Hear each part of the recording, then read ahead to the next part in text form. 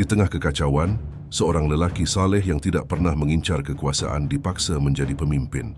Rasulullah SAW mengabarkan bahawa di akhir zaman akan muncul seorang pemimpin dari Ahlul Bait. Dalam hadits riwayat Abu Dawud disebutkan, Al-Mahdi berasal dari keturunanku dari anak cucu Fatimah. Namanya sama dengan nama Nabi, Muhammad bin Abdullah.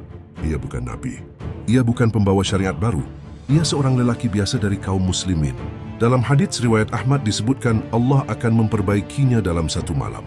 Para ulama menjelaskan, maksudnya Allah menyiapkan dirinya secara tiba-tiba, menguatkan hatinya, melapangkan dadanya, dan menjadikannya siap memikul amanah besar.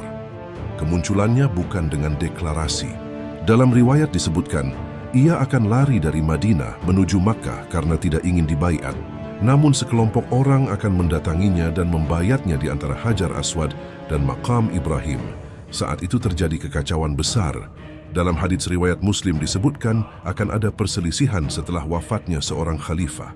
Fitnah menyebar, peperangan terjadi.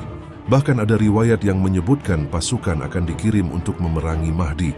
Namun ketika sampai di suatu tempat antara Makkah dan Madinah, pasukan itu ditelan bumi. HR Muslim. Itu menjadi tanda kebenarannya. Rasulullah bersabda, ia akan memenuhi bumi dengan keadilan sebagaimana sebelumnya dipenuhi dengan kezaliman. Khair Abu Dawud. Masa kepemimpinannya sekitar 7 tahun. Di masanya harta melimpah. Orang sulit menemukan penerima sedekah karena kesejahteraan merata. Dan pada masa itu pula Nabi Isa alaihissalam turun ke bumi. Dalam hadis riwayat Muslim disebutkan bahawa ketika Nabi Isa turun, iqamah dikumandangkan, lalu dikatakan kepadanya untuk menjadi imam. Namun beliau berkata, sebagian kalian adalah pemimpin atas sebagian yang lain. Maka Mahdi yang menjadi imam salat. Itu menunjukkan Mahdi hidup di masa turunnya Nabi Isa.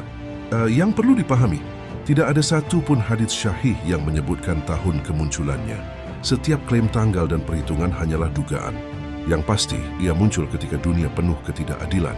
Dan pertanyaan terpenting bukan kapan ia datang, tapi apakah iman kita cukup kuat ketika fitnah besar itu benar-benar terjadi?